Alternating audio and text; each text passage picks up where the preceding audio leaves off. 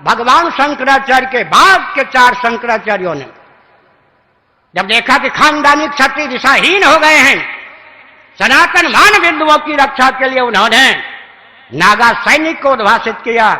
मैं बड़े लाड़ प्यार से अपनत से पूछना चाहता हूं, वो नागा सैनिक अपने लक्ष्य पर अडिग हैं, करोड़ों किलोमीटर दूर भटक गए, बहुत दूर चले गए। अब भटकने का ज्ञान होने पर भी सही मार्ग पर आना नहीं चाहते। एक हमारे सैनिक कम खानदानी क्षत्रिय तो दिशाहीन हो गए, वैकल्पिक क्षत्रिय के रूप में मान 4 शंकराचार्यों ने अखाड़ा परिषद नागा सैनिक को उद्भाषित किया। आज नागा सैनिक हैं लक्ष्य से सुदूर। 300 वर्ष पहले मान्य गुरु गोविंद सिंह जी ने हिंदू धर्म की रक्षा के लिए खालसा पंथ बनाया। आज लाखों की संख्या में विश्व में सिख हैं, सैनिक हैं, लेकिन सनातन मान बिंदु की रक्षा के लिए नहीं है। दूसरे सैनिक भी हमारे साथ नहीं। तीसरे सैनिक हेडगेवार जी ने आरएसएस को ख्यापित किया, एक दल का प्रचारक बन के आरएसएस रह गया।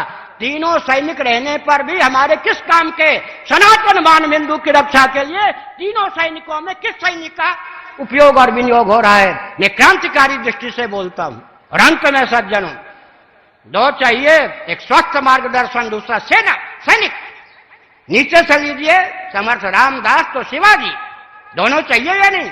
व्यासपीठ तो शासन तंत्र, आगे लीजिए चंद्रगुप्त, उधर चाणक्य तो चंद्रगुप्त, आगे कुमारिल भट्ट या शंकराचार्य तो सुधन्वा जी, और आगे चलिए उधर धौम्य जी या व्यास जी तो युधिष्ठिर जी, श्री कृष्ण जी, और आगे चलिए वशिष्ठ जी तो राम जी, और आगे चलिए भृगु जी तो पृथु जी, और आगे चलिए नारद जी तो ध्रुव जी।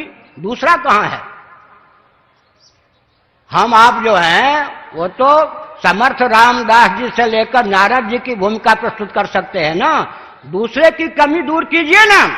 हम अहिंसा के पक्षधर हैं, लेकिन बौद्धों की झूठी अहिंसा ने देश को गर्त में डाल दिया। गांधी जी की झूठी अहिंसा ने भारत को गर्त में डाल दिया। हम छात्र सेना, छात्र संघ के समय छात्र बल के पक्षधर हैं। अरे राजनीति का अर्थ होता है छात्र धर्म। राजनीति और राजधर्म पर्यायवाचक हैं या नहीं? उसका एक नाम होता है दंड नीति, उसका एक नाम होता है अर्थ नीति। एक उदाहरण देता हूं, सुनिए, ये भूलदंड है या नहीं? इनसे हम हवन भी करते हैं, लिखते भी हैं, गणानान्त्वा ऐसा घन पाठ आदि भी, वेद का उच्चारण भी करते हैं, भोजन भी करते हैं, तैरने में भी इसका उपयोग होता है, चलने में भी उपयोग होता है। ऐसे बिना हाथ के चलने वाले की स्थिति क्या होती है? हर व्यक्ति जानता है इसके द्वारा लेखन कार्य का संपादन हो रहा हो या यज्ञ का संपादन हो रहा है या भोजन की निष्पत्ति हो रही हो, ये सेना है। सेना हर व्यक्ति को मालूम है या नहीं? ज्यादा उधर किया तो ये चांटे का रूप धारण कर सकता है, और ज्यादा किया तो मुष्टिका का रूप धारण कर सकता है, और कहीं अठलाए तो तीर धनुष को धारण कर सकता है, और कहीं मचल गए तो गन को धारण कर सकता है, रिवॉल्वर को धारण कर सकता है। ये अपने आप में छात्र धर्म है या नहीं? क्षत्रिय है या नहीं? गाढ़ी नींद में बुद्धि सो जाती है, बुद्धिपूर्वक अज्ञान का प्रश्न ही नहीं उठता। लेकिन मच्छर काटने आ जाए तो छात्र धर्म का निर्वाह करने के लिए भुजदंड अपने आप उठता है या नहीं? परंपरा प्राप्त निसर्ग सिद्ध संस्कार संवेद या भुजदंड अपने आप पहुंच जाता है। मच्छर चपेट में आ जाए तो उसका कचूमर निकल जाता है, और भाग जाए तो कम से कम इसके द्वारा खुजला लेते हैं। छात्र धर्म चाहिए। राजस्थानियों, महाराणा प्रताप का आदर्श चाहिए। छात्र धर्म का विलोप करके गांधी जी वाली अहिंसा, जिस अहिंसा के गर्भ से खून की नदी बह गई, उस अहिंसा के द्वारा हमारा कल्याण नहीं हो सकता। हम मान बिंदु की रक्षा नहीं कर सकते। हमको छात्र धर्म चाहिए, छात्र धर्म चाहिए।